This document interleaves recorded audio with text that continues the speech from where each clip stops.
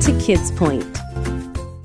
বন্ধুরা, আজ আমরা শুনব একজন গরিব কৃষকের গল্প, যে জমি চাষ করার সময় তার জমিতে কলস ভর্তি সোনার মোহর পেয়েছিল। চলো তাহলে শুরু করি। এক প্রত্যন্ত গ্রামের গরিব কৃষক ফিরোজ। তার ছিল অল্প কিছু চাষের জমি আর বসবাসের জন্য মাটির তৈরি একটি কাঁচা ঘর। গরিব ফিরোজ মিয়ার ছিল 4 জনের সংসার। তার স্ত্রী পুত্র ছাড়াও তার সংসারে ছিল তার বৃদ্ধা মা। এই 4 জনের খাবার জোগাড় করার জন্য ফিরোজ মিয়া সারা দিন রোদে পুড়ে বৃষ্টিতে ভিজে কঠোর পরিশ্রম করে জমিতে কাজ করত। তবুও তার সংসারে সব সময় অভাব অনটন খেগেই থাকে। সংসারে অভাব ছিল, কিন্তু ফিরোজের মনে কখনো লোভ বা অসততার স্থান পায়নি। সে বিশ্বাস করত পরিশ্রম আর সততাই মানুষের আসল সম্পদ। প্রতিদিনের মতো এক ভোরবেলা ফিরোজ সকালের খাবার খাওয়ার পর জমি চাষ করার জন্য কাঁধে লাঙল ও গরু নিয়ে হাঁটতে হাঁটতে মাঠে চলে গেল। চারদিকে তখনও কুয়াশা, পাখির ডাক আর নরম বাতাসে মাঠ যেন নিঃশব্দ গল্প বলছিল। অন্য মানুষও তখন তাদের জমিতে কাজ করছিল। ফিরোজ তার জমিতে গিয়ে মন দিয়ে জমি চাষ করতে লাগলো। সকাল গড়িয়ে প্রায় দুপুর হতে চলল। ফিরোজ তখনও জমি চাষ করে চলেছে। হঠাৎ করেই লাঙলের ফলা মাটির নিচে শক্ত কিছুর সঙ্গে সজোরে ঠেকে গেল। ফিরোজ থেমে গেল। মাটির নিচে আবার কি রে বাবা? পাথর নাকি কিছু ভাঙা হাড়ি? ভেবে সে কোদাল দিয়ে মাটি খুঁড়তে লাগলো। কিছুক্ষণ মাটি খোঁড়ার পর মাটির নিচ থেকে বেরিয়ে এলো একটি পুরনো মাটির কলস। কলসটি ছিল মাটিতে চাপা, মুখে শক্ত ঢাকনা। ফিরোজ কলসটি তুলে সাবধানে ঢাকনা খুলতেই তার বুক ধক করে উঠল। কলসের ভেতর ভর্তি ঝকঝকে সোনার মোহর। এক মুহূর্তের জন্য ফিরোজ স্তব্ধ হয়ে গেল। তার চোখে ভেসে উঠল স্ত্রী সন্তানের মুখ, দারিদ্র্যের কষ্ট, অনাহারের দিনগুলো। মনে মনে সে ভাবল, এই সোনা যদি আমি রেখে দিই, আমার কষ্টের দিন শেষ হয়ে যাবে।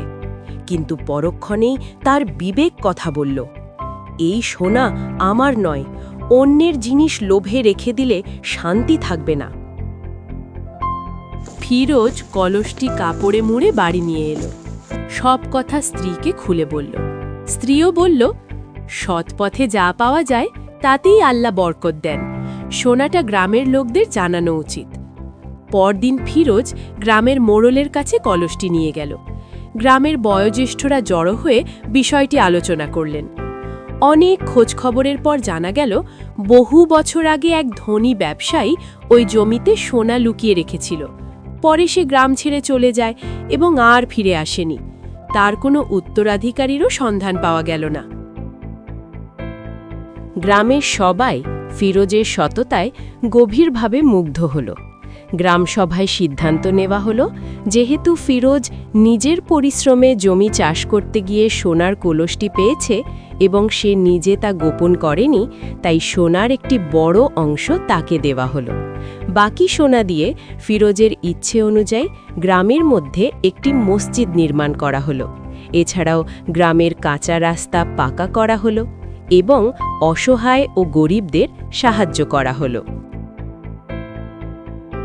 সেই সোনার মোহরে ফিরোজের জীবন বদলে গেল। সে তার মাটির কাঁচা বাড়ি পাকা করে ফেলল, তার সন্তানকে একটি বড় স্কুলে ভর্তি করালো, নতুন জমি কিনে চাষাবাদ বাড়ালো। ফিরোজ মিয়ার সংসারে আর কোনো অভাব অনটন রইল না। কিন্তু ধনী হয়েও ফিরোজ আগের মতোই সহজ সরল রইল। সে গরিব মানুষদের সাহায্য করত, ক্ষুধার্তকে খাবার দিত এবং সবাইকে সততার পথে চলার উপদেশ দিত। গ্রামের মানুষ বলতো, ফিরোজ শুধু সোনার কলস পায়নি, সে পেয়েছে সোনার চেয়েও দামি জিনিস, সততা আর সম্মান। আর ফিরোজ মনে মনে জানত, সৎ মানুষকে একদিন না একদিন ভাগ্য নিজেই খুঁজে নেয়। বন্ধুরা, এই গল্পের নৈতিক শিক্ষা হল: ১. সততা ও নৈতিকতা মানুষের জীবনের সবচেয়ে বড় সম্পদ। ২.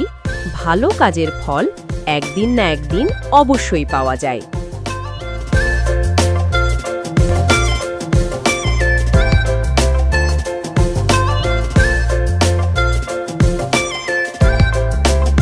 ভিডিওটি ভালো লাগলে লাইক, শেয়ার, কমেন্ট এবং সাবস্ক্রাইব করুন।